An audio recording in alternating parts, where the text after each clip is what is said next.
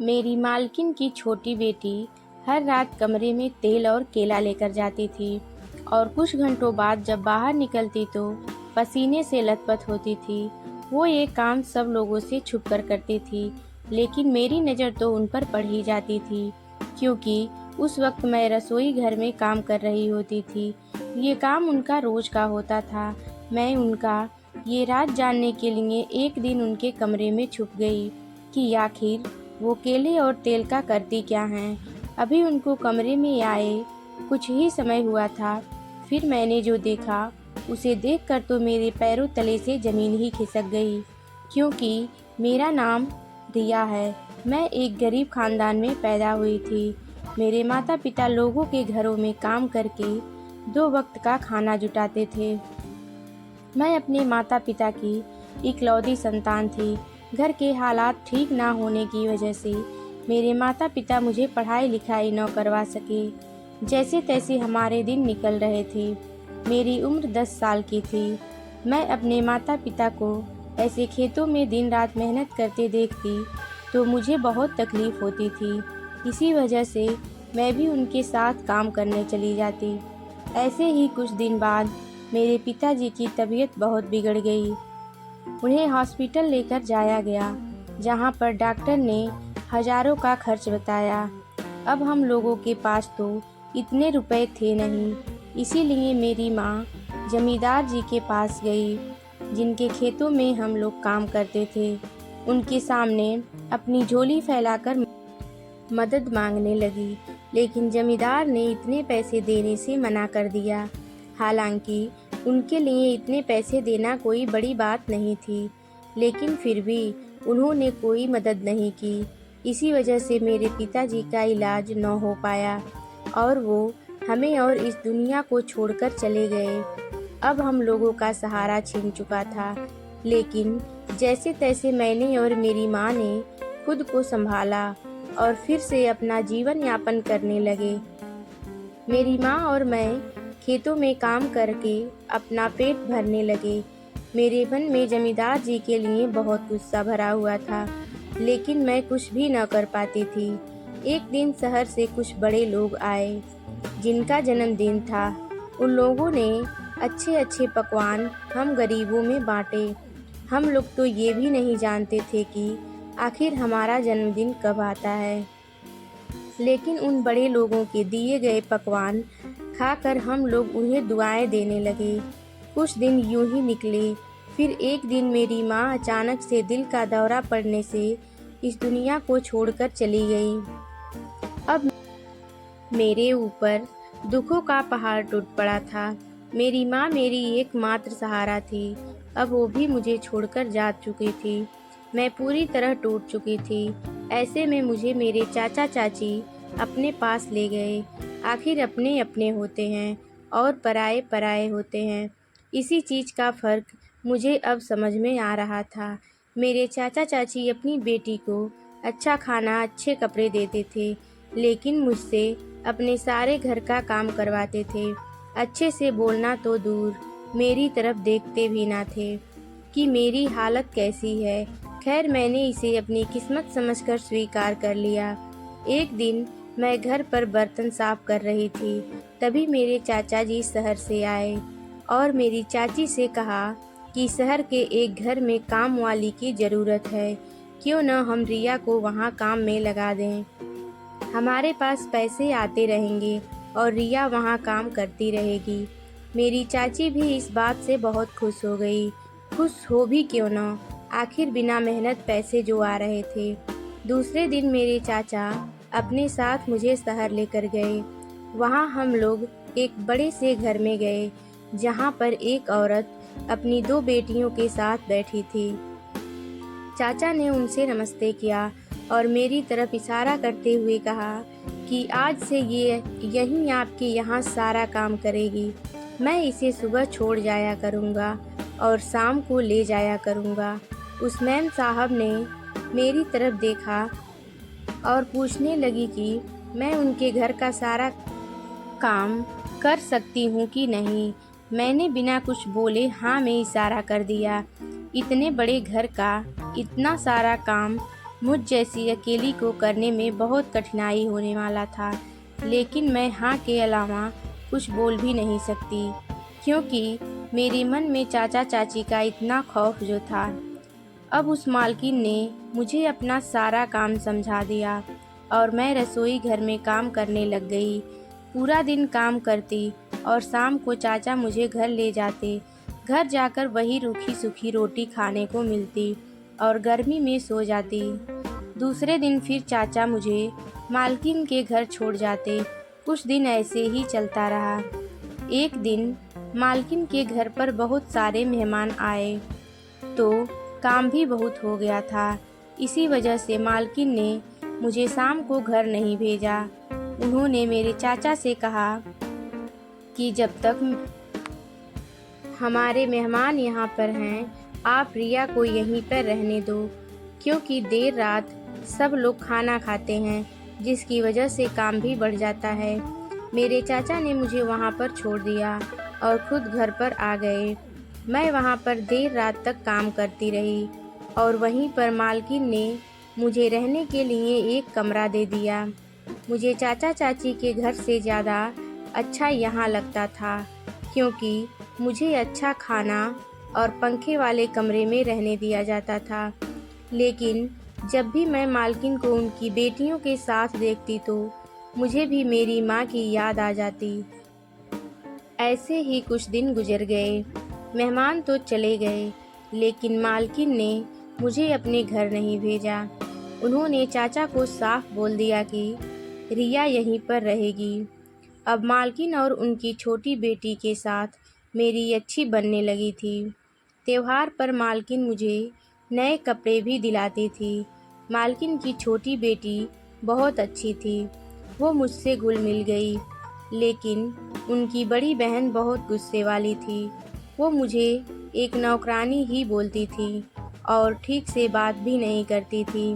एक दिन मालकिन और उनकी बेटियों को 2 दिन के लिए कोई शादी फंक्शन में कहीं बाहर जाना था, तो मालकिन ने मुझे अपना घर संभालने को बोला और कहा कि तुम यहाँ रहना और घर की अच्छे तरीके से देखभाल करना।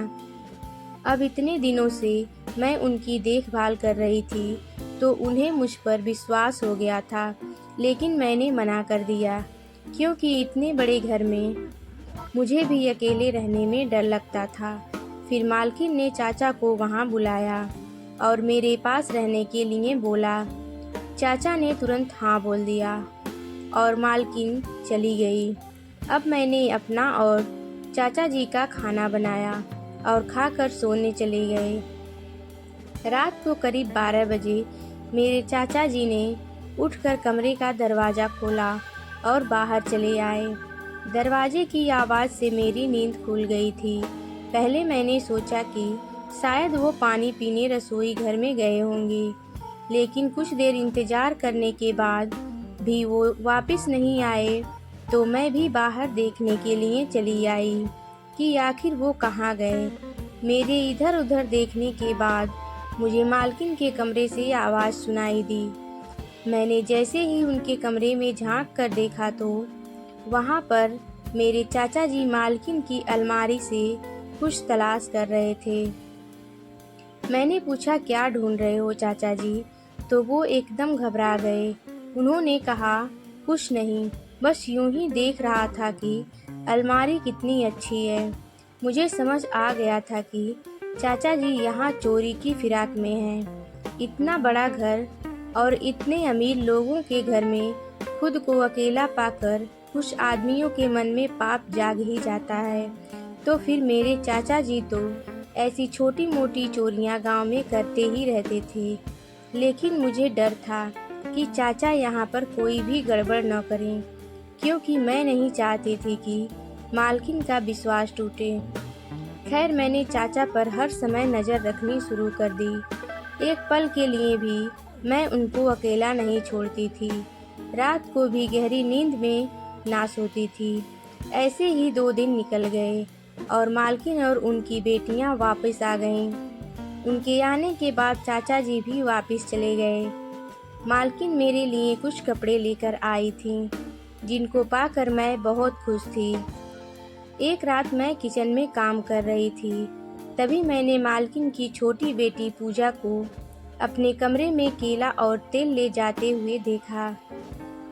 वो ऐसे चोरों की तरह नज़र चुराकर कमरे में जा रही थी, मानो उन्हें कोई देख न ले। मुझे थोड़ा अजीब सा लगा कि आखिर पूजा दीदी केले और तेल का क्या करेंगी। दरअसल मालकिन के पति कुछ समय पहले ही गुजर गए थे, तभी से वो अपनी दोनों बेटियों के साथ अकेली रहती थी।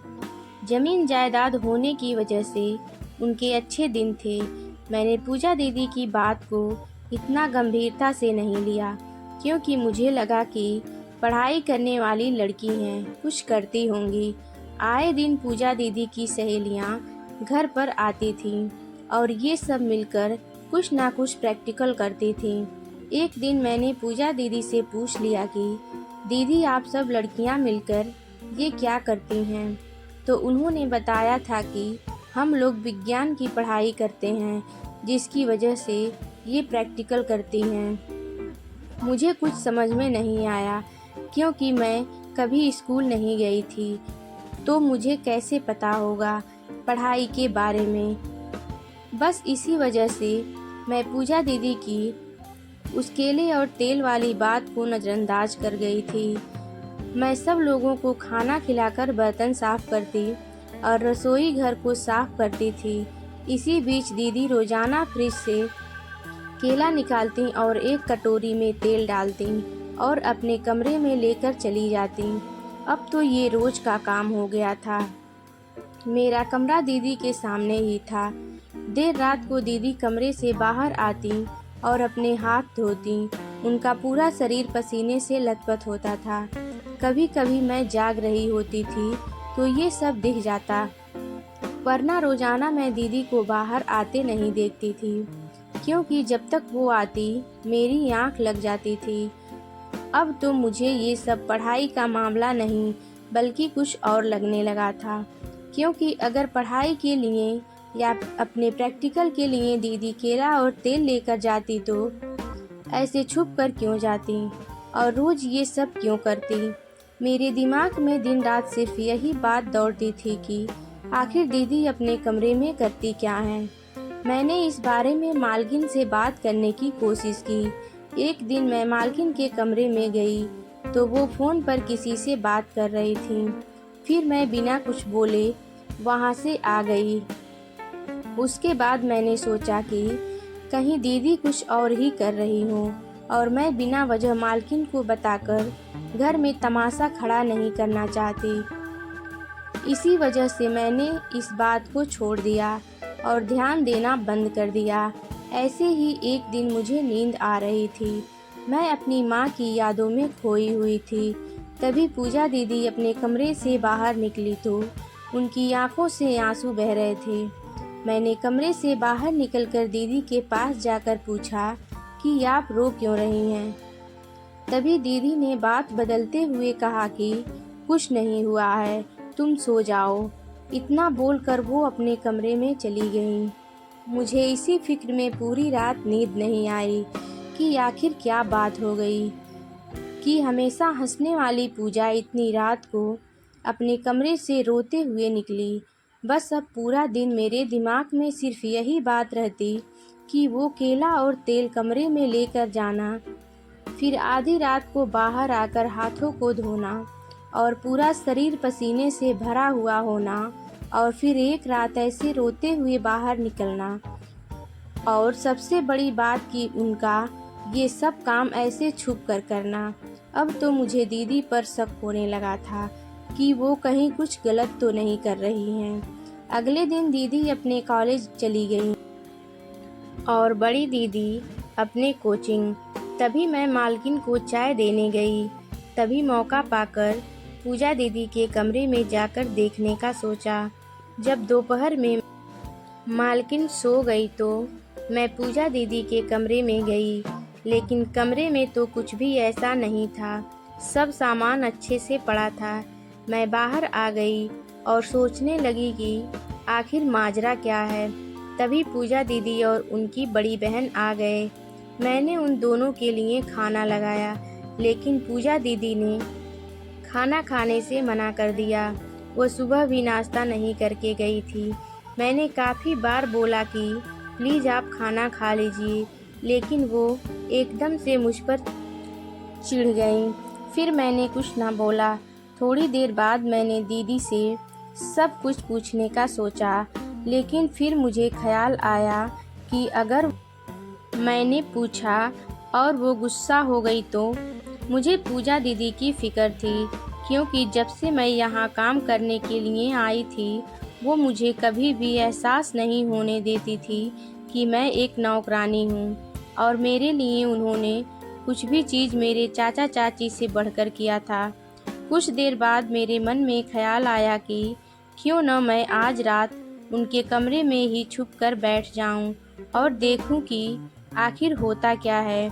फिर मैंने रात को सब लोगों को खाना खिलाया और खुद बिना खाए ही दीदी के कमरे में एक कोने में छिप गई। मैं उस समय छिपी थी जिस टाइम दीदी रसोई घर में केला और तेल लेने आई थी। फिर मैंने देखा कि दीदी अपने कमरे में आती हैं और कमरे के पीछे का दरवाज़ा खोलती हैं। मैं सोचने लगी कि उस दिन जब मैंने दीदी का कमरा देखा था तो मुझे ये दरवाज़ा नहीं दिखाई दिया। शायद दिखाई न देने की वजह ये थी कि उस दरवाजे के आगे पर्दा लगा हुआ था। उसके बाद मैंने देखा कि दीदी उस दरवाजे से एक आदमी को अंदर लेकर आती हैं, और उसके बाद जो हुआ उसे देखकर मेरे पैरों तले से ज़मीन खिसक गई। तभी अचानक से मेरी हाथ की चैन, जो मेरी माँ ने एक बार मेले से मुझे ला कर दी थी, वो निकल कर नीचे गिर गई। उसकी आवाज़ से दीदी को वहम हुआ कि कोई और भी उनके कमरे में है। उन्होंने उठकर सब जगह देखा तो एक कोने में मुझे खड़ा पाया। दीदी मुझे देखकर घबरा गई और गुस्से से मेरी तरफ देखकर बोली, तुम यहाँ क्या कर रही हो, और वो भी ऐसे छुपी हुई? क्या कर रही थी तुम यहाँ पर? मैं भी उनके इस गुस्से के आगे डर सी गई। फिर मैंने कहा कि मुझे माफ़ करना दीदी, मैं यहाँ कोई गलत इरादे से नहीं छिपी थी। वो मुझे आपकी फ़िक्र हो रही थी, क्योंकि आजकल आप न तो अच्छे से खाती, और उस दिन आप अपने कमरे से रोती हुई भी निकली थीं। उसके बाद पूजा दीदी ने मुझे सब कुछ बताया कि वो कुछ गलत नहीं करती हैं, जबकि भला ही करती हैं। उन्होंने उस आदमी की तरफ इशारा करते हुए कहा कि ये मेरे दादाजी हैं। मेरे पिताजी के मौत के बाद मेरी माँ ने इन्हें घर से निकाल दिया था। तब से ये एक मंदिर में रहते थे, लेकिन मुझसे ये सब देखा नहीं गया। मैंने इस बारे में माँ से बात करने की कोशिश की, तब उन्होंने मुझे खूब डांटा। उसके बाद मैंने एक प्लान बनाया और रात को दादाजी को अपने कमरे में ले आती थी और सुबह इस दूसरे दरवाजे से वापस भेज देती थी। मैंने दीदी से पूछा कि फिर वो केला और तेल। तभी दीदी कहने लगी कि मेरे दादाजी का लीवर कमज़ोर है, जिसकी वजह से वो ज़्यादा खाना पचा नहीं पाते हैं। इसी वजह से वो एक समय ही खाना खाते हैं। रोज़ सुबह कॉलेज जाते टाइम मैं इन्हें खाना दे आती थी और रात को ये खाना नहीं खाते थे। इसीलिए मैंने इनको फल खिलाना शुरू किया, और केला इनका पसंदीदा फल होने की वजह से रोज़ रात को मैं इनके लिए केला लाने लगी। माँ को और दीदी को पता न चले, इसी वजह से मैं ये सब छिप कर करती हूँ। और मेरे दादाजी के घुटनों में बहुत दर्द रहता है, इसीलिए मैंने तेल लाना शुरू किया ताकि इनके घुटनों की मालिश कर सकूं। ज़्यादा देर मालिश की वजह से मैं पसीने से भीग जाती थी। तभी तेल लगी हाथ बाहर धोने जाती थी। फिर दीदी ने कहा कि उस दिन मेरे दादाजी की तबीयत ठीक नहीं थी और मैं मजबूर थी अपनी माँ के आगे। इसी वजह से मेरी आंखों में आंसू आ गए। दीदी की इन सभी बातों को सुनकर अब मेरा सारा वहम निकल चुका था। मैं बिना कुछ बोले अपने कमरे में आ गई। मैं बार बार मालकिन को कोस रही थी कि कोई इतनी निर्दयी कैसे हो सकती है। एक बीमार पिता समान ससुर को घर से निकाल दिया, लेकिन मन ही मन दीदी पर भी गर्व हो रहा था कि आज के समय में इतना अच्छा दिल बहुत कम लोगों का होता है और वो दिल पूजा दीदी के पास था।